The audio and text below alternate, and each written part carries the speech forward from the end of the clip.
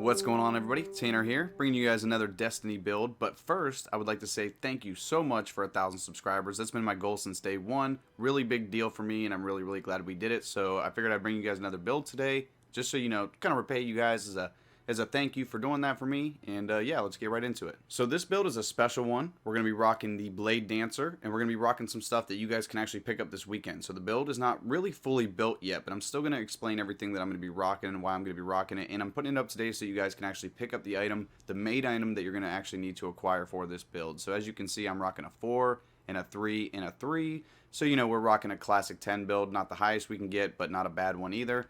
You know, we have a lot of strength, emphasizing a lot of strength, a pretty good amount of discipline. Both of the cooldowns are relatively close to each other, as well as a decent cooldown on our intellect. So getting inside the subclass, you can see I emphasized on agility, more agility than anything else, and a complete balance between armor and recovery. Now I did this so that I obviously can run around the map quicker, as well as have a balance between sustaining damage in a fight and recovering from that sustained damage. So in the grenade spot, we're rocking the skip grenade. Now this is going to be super important for this build. You have to run the skip grenade. There's no choice for this build. If you don't run the skip grenade, you're pretty much, you know, leaving yourself out on the build altogether. This is an essential part of it. So I like the other grenades too, but the skip grenade for this build is essential. For the jump, as always, I'm rocking better control. You guys know I just like control much better than any other ability. Blink is not bad either, but I'm always a huge fan of control. I like to be able to jump forward, jump backwards instantly, whatever I need to do, get onto different ledges, just have maximum control. I'm always been a control guy, and I don't think that'll ever change. For my ultimate, I'm rocking Razor's Edge. You know, you press R2 during Arc Blade to unleash a destructive wave of energy that travels along the ground. One of my favorites. You can shoot it down hallways, shoot it on control points at the end of a game of trials,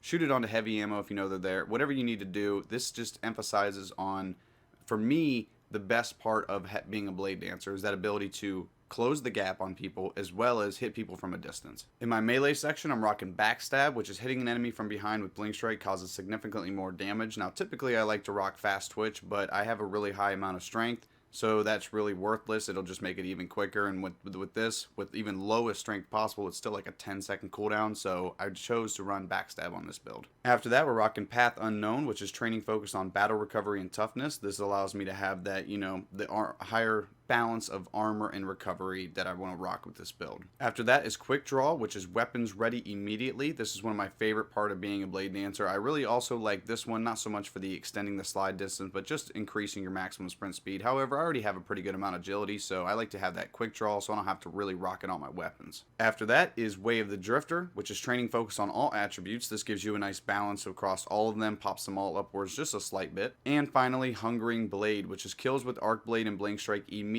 regenerate health. Now this is awesome because you run up and you knife somebody with your Blade Dancer and you go ahead and start recovering health, or if I stab them in the back with that Blink Strike, then I also start immediately recovering health. So it keeps you in the fight, keeps you going, and I just really enjoy that perk. Alright, next up, I'm going to be rocking a lot of Iron Banner weapons. This is what I thought this would be a little special build since Iron Banner's live and active and you can actually get these weapons. I figured it would be awesome to make a video with these weapons. So let's jump right into our primary. We're going to be rocking the Clever Dragon. It's a 362 pulse rifle. It's pretty much the same archetype as a Grasp of Malak. I don't have a Grasp, so this was an awesome way to acquire something very similar to a Grasp. And it's just overall pretty good. I'm going to be rocking Iron Warrior Sights, which is a stable sight optimized for excellent recoil control. Send It, which increases range and accuracy, harder to handle, and decreases carried ammo capacity. Appended Magazine, which increases magazine side with slower reload and counterbalance. This weapon has increased stability. Now, I really dig this weapon. Like I said, it's pretty much like a kind of a mimic of a Grasp. It's really cool. It looks awesome. It looks nice, and it's just really, I don't know, it's a way to get the Grasp of Malak without actually grinding for the Grasp of Malak. So if you guys are interested in that, start running Iron Banner, try to acquire this weapon, and you'll have yourself a Grasp archetype. After that, we're going to be rocking the Proud Spire, which is a 362 shotgun. Now, this is also another really cool looking shotgun. I really enjoy it, as well as, you know, it's an Iron Banner shotgun. It has accurized ballistics, hammer forged, snapshot, and final round. So pretty good rolls, not too bad. I actually got this in a drop. This isn't the one that you can purchase or anything.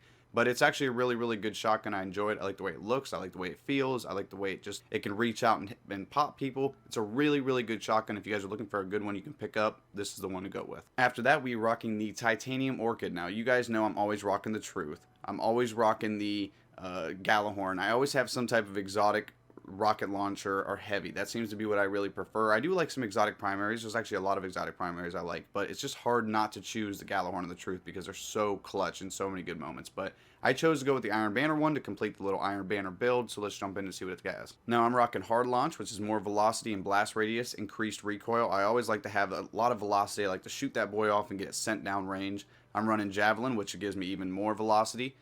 Flared Magwell, reload this weapon even faster, because that seems to be the time I get killed a lot. I shoot it off and I just somehow get, lightweight's okay, but you're not going to really need lightweight. You're not going to run around with it that much. So I always get killed while reloading it, so I chose to use this, as well as Cluster Bomb, which rockets create cluster bombs when they detonate. Now once again, this is a really cool looking weapon, Iron Banner style. It looks awesome. All of them have like the same concept of fur, chainmail, as well as like, I guess you'd call it like a spiraled barrel, spiral design barrels. They all look really awesome. The only one I don't have so far is the sniper rifle and the auto rifle. The auto rifle you can acquire from purchasing it from the Iron Banner, but the sniper rifle you have to get in a drop. But anyway, you look at it, it's a really, really excellent rocket launcher. Not bad, not as good as the Truth and Gjallarhorn, of course, but to complete this whole Iron Banner, Iron Lord build, this is the one I needed, and I really, really do enjoy it. For my shell, I'm rocking the Crucible shell. It's a 358 defense, discipline, and strength-based shell. It detects and marks nearby spirit blooms and generates additional glimmer when killing hunters in the Crucible. Now, for me, the only thing that was important for this was these hunter bounties or any of the other bounties, because I play so much Crucible that it really gives me the most amount of money when playing that. I get glimmer constantly, so had to rock a Crucible shell. Pretty good looking design, not bad. Not the greatest either, but, pretty cool overall, so I really do enjoy it. Alright, now on to the armor. We're going to be rocking the Iron Saga Mask, which is an Iron Banner helmet. Now, this is a 363 defense. It's an intellect and strength-based helmet. Now, as you can see with the sun setting shader, it's kind of cool, too. It looks like it's been worn out and broken in. It had a lot of damage done over time. It sustained a lot of fights. And it has my favorite perk, which is Angel of Mercy. This is the most important to me when I'm building any helmet. I need to have Angel of Mercy because, getting super energy from grenades is awesome. Getting super energy from all the other things is awesome. But getting super energy from reviving others, that's the most important to me in trials because I'm constantly, rotating back and picking up the people that were killed, which gives me a super even faster. So that's my favorite perk for helmets, as well as Innervation, which is bonus grenade energy on orb pickup.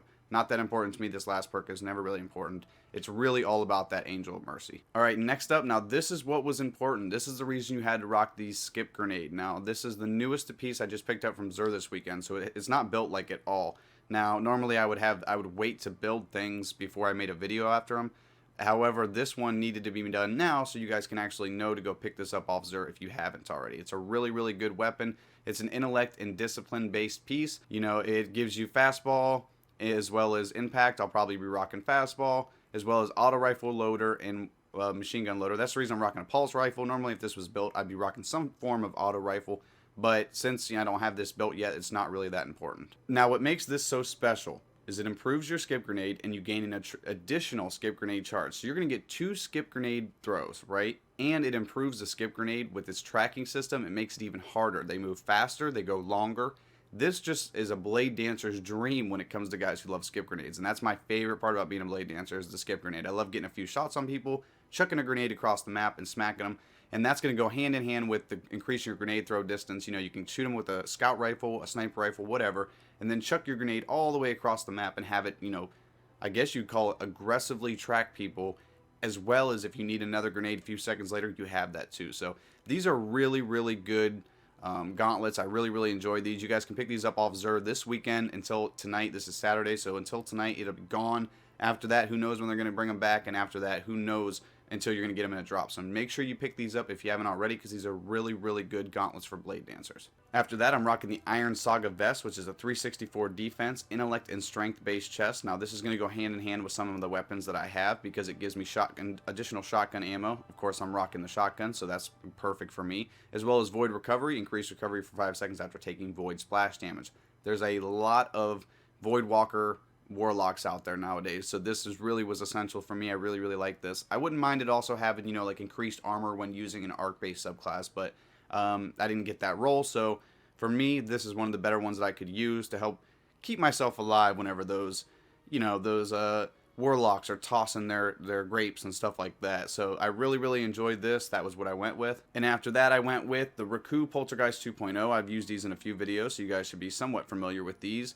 These increase your intellect and discipline, as well as it gives you machine gun ammo and fusion rifle. That's no good for me, and I understand that, but the reason I keep rocking these boots is because of this last perk, Second Wind. On respawn, weapon and movement speeds are greatly increased. Now this is going to allow me to, whenever I get picked up from dying, whenever I spawn into a round, I can get to a line of sight quicker, I can get to an area quicker, I can get to an objective quicker. These are really, really important for me just based on the fact that I get an initial boost of speed every time I respawn into the game. Now for my cloak, I'm rocking the Mantle of Perun. It's a 360 defense, discipline, and strength based cloak. It increases upgrade rate for sniper rifle, which those are never important. Everybody pops motes anyways, but what was important was it increases your reputation gains. Now what I wanted to rock for you guys was the Iron Saga cloak, but I have nothing done on it so far, but it's obviously would have completed my Iron Banner look, and it's really, really cool discipline strength based cloak. But you know, I needed something now to complete the build and not have me be so low and not have so many of my actual stats here so low. So the Mantle of Perun has been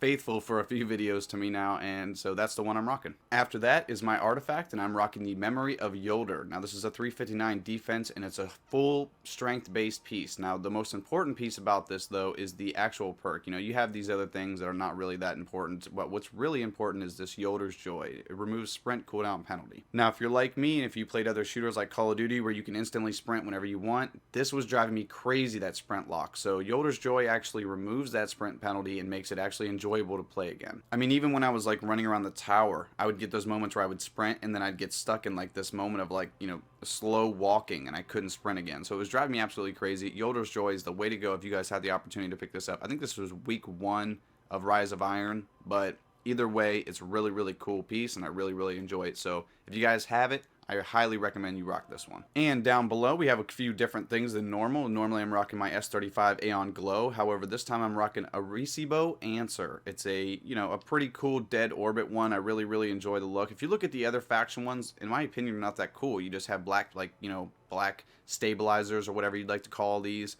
And just the design up here is different. Well, this one, you can see it's like camo down the side, and the designs up here is interesting. So I really, really like that. Dead Orbit's my favorite faction by far. It has been since year 1. I don't think I've ever even really built the other ones.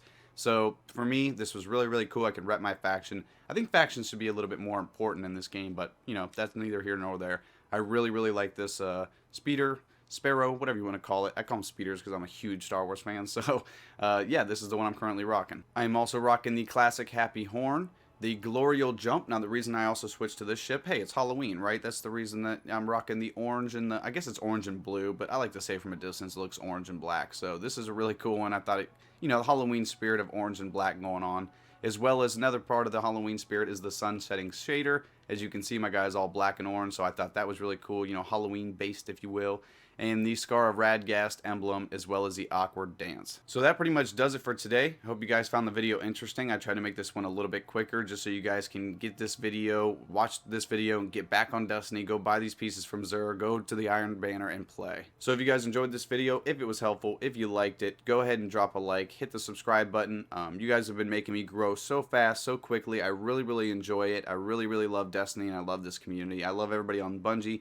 I love everybody on you know, the subreddit. I love everybody that is into this community because this community is a tight-knit community in which people are very open-armed about it. But once you're in, and I really, really think that's cool, and I really think that it's interesting. So if you guys would like to see more of me, make sure you hit the subscribe button, as well as all the links are down in the description below. You guys can find my Twitter down there. You guys can hit me up on Twitter, talk to me.